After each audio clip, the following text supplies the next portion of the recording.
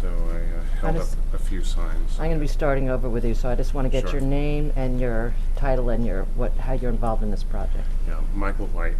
I'm a lawyer, an urban planner. I have a history. I ran the legal department and was in government for more than a quarter century, doing development and public finance. So I was doing this kind of work. So what's your reaction to this ruling today?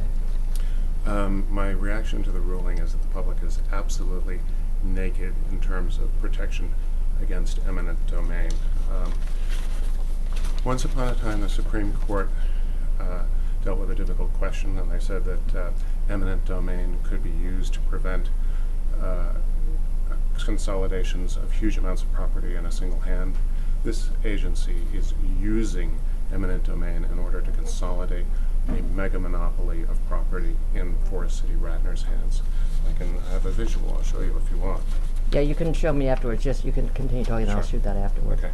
So again, how many people, businesses are actually going to be losing their domiciles, their businesses, or what's your calculation? The project site plan, one way or another, through eminent domain or through the threat of eminent domain, plans to wipe out several blocks of property, including one block that would be absolutely unnecessary, is not needed for the arena at all. For the arena, there's a whole block of property that's been taken through eminent domain or the threat of eminent domain. It is true that the developer using the threat of eminent domain has negotiated to buy and now controls some of that property.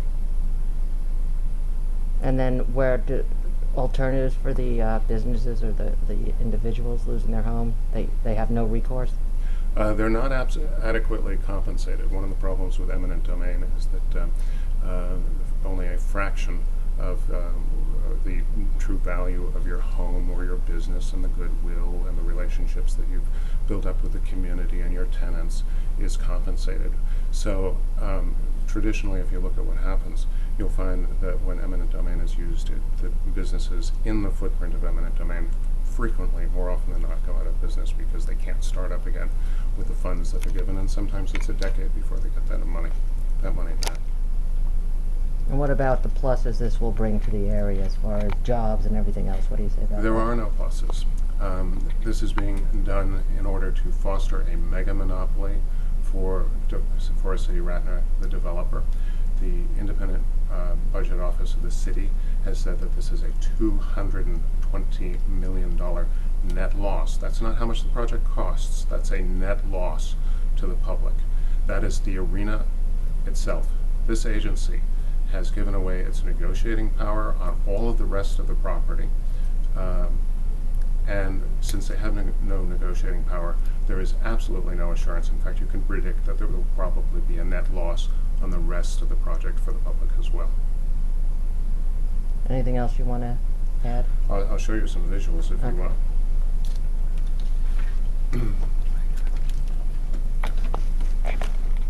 Visual of the arena. It shows the structure, the visual of the structure that was created by the developer in the context of where it goes. It eliminates the vapor texture that of the buildings that are not going to be built in the background. It shows the traffic that will be generated at two of the largest, at the intersection of two of the largest streets and avenues in Brooklyn. It's a $220 million net loss.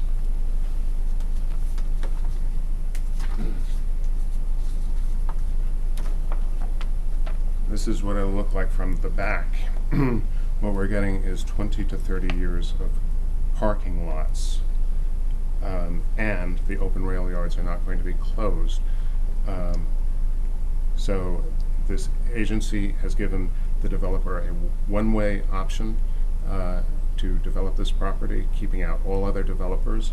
These properties were developing very nicely before the developer came in.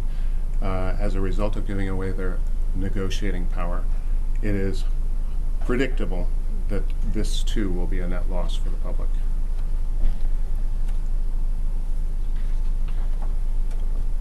This shows the kind of monopoly that eminent domain is being used to give to Forest City Radnor.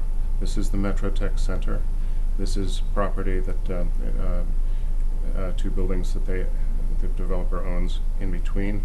This is what this is the 22 acres of the Atlantic Yards site, and this is other property adjacent to it. So basically, the developer owned these properties. They were interested in not having any competition in their backyard. Eminent domain is being used to wipe out that competition. Now, the Supreme Court once went out of its way to say that one of the rare purposes for which eminent domain could be used was to break up land that was overwhelmingly concentrated in the hands of a few private landowners. This agency is doing the opposite, using eminent domain to artificially concentrate monopoly ownership in the hands of Forest City Radnor. Governor Patterson has gone to the legislature. Moody's has said that we are weeks away from a significant downgrade in the state's bond rating. He is asking the legislature to take measures to address that. But who can take Governor Patterson seriously? These bonds are going to be much riskier than what the PACD approved. They are likely to default. If these bonds default, they'll affect the credit rating of any other issuer in the state. But this is also a waste of public money. Governor Patterson this is supremely wasteful financing that's driving the state deeper into the hole. Atlantic Yards involves the misapplication of billions of public money, perhaps $2 to $3 billion is calculation.